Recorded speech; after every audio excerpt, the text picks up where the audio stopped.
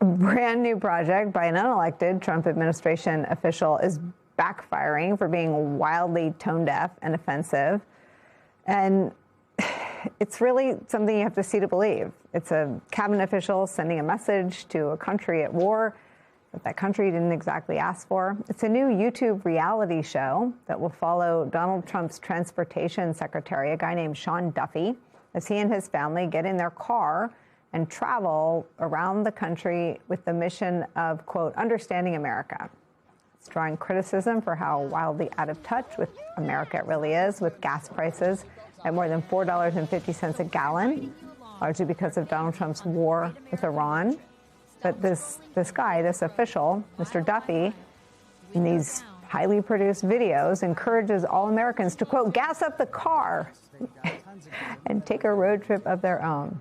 Duffy revealed on Fox News that he spent 7 months while he's being paid by the American taxpayer making a reality show. Again, I guess doing double duty as the country's transportation secretary and a reality TV show person. His predecessor, Secretary Pete Buttigieg, called the TV show, quote, brutally out of touch while regular families can't afford road trips anymore. His husband, Chasten Buttigieg, added this, quote, the same Duffys who threw endless fits on national television when Pete was working from our son's ICU bedside are now bragging about their multi-month taxpayer-funded family road trip while gas and grocery prices soar for American families because of Trump's war of choice. How much more unfocused, unserious, and out of touch can you be?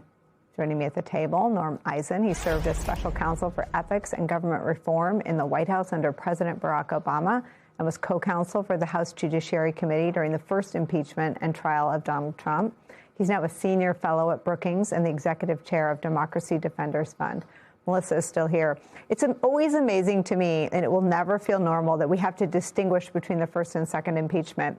You know, this person worked on the first but not the second, or this person worked on the second but not the first. This person actually took time off to do the first. I mean, how far from anything normal in the area of ethics are we?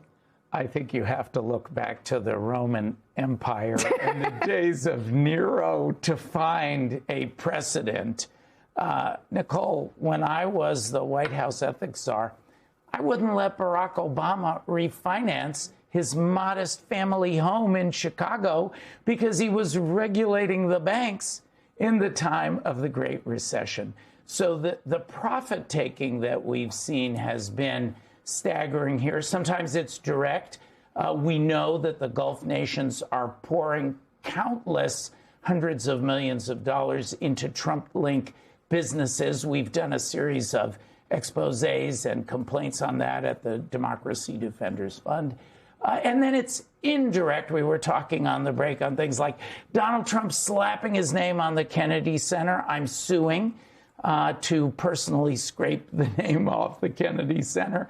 He's dumped the toxic dirt, chromium, lead, arsenic, things that were in the East Wing debris.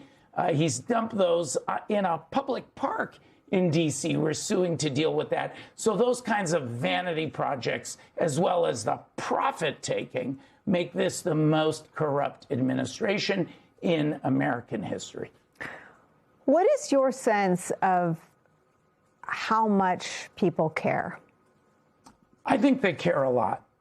You find when you talk to the American people or you look in polls, there's kind of a trifecta, the three C's. They're upset about costs, the cost of living crisis, corruption, and competence, the incompetence of this administration.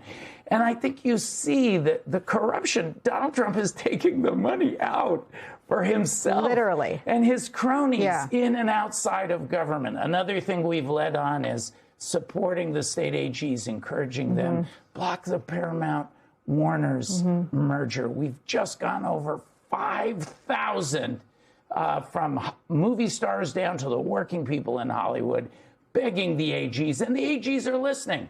I think they are going to move to stop this merger. So it's a devastating impact on the American people, and they know it. And by the way, it's not unique to the United States. There was the same trifecta in Hungary with Peter Magyar. Nobody elected Donald Trump to take money out of their pockets. I asked you because I used to have David Fahrenthold on when he was at the Washington Post, and he moved to the New York Times, about the flagrant violations of the Emoluments Clause during the entire first term. And I think he did unbelievable journalism. I believe he won a Pulitzer. Donald Trump has been stealing from the American people the whole time. He's also been lining his pockets with the money of foreign states and foreign governments. He's had Secret Service stay in his hotels. Or is it the one in Scotland? And yet he was reelected. And I wonder if you think that the corruption, that if we do a bad job, I will just say, actually, I won't put you on the spot. I think we do a bad job covering the corruption. They're difficult stories to tell. And when he's separating young families and throwing children at Dilley detention, you sort of get to the corruption story and you're like, wow, this one is a child suffering. This one is more money in his pockets.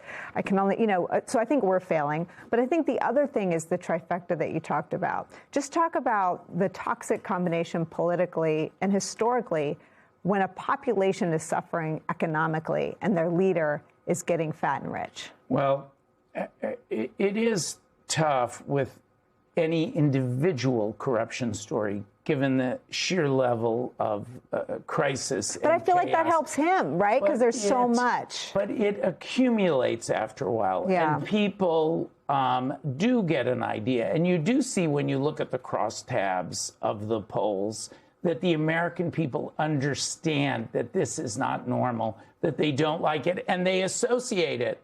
Look at the tax break bill for the billionaires. Right. They slashed health care, another cost increase on the American people. And then the incompetence.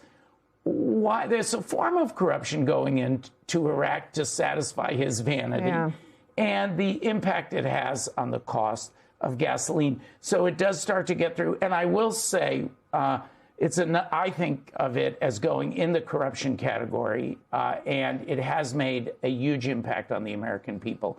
The Epstein files. Mm-hmm. The classic definition of corruption is utilizing public power for private benefit. And for Donald Trump to have his administration hide the documents about him or hold back millions of pages to take Ghislaine Maxwell because she said something exonerating of him, and to move her from a real prison to a country club prison. People get that. And it exemplifies the larger corruption scandal. So I think there is going to be a very heavy price to pay.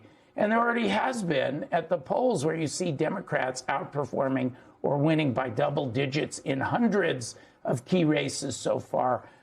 Even with some of the unfortunate developments from the Supreme Court over the past weeks, we're still going to, which we're also litigating, we're still going to see a very strong showing, I believe, come November, speaking out against the corruption.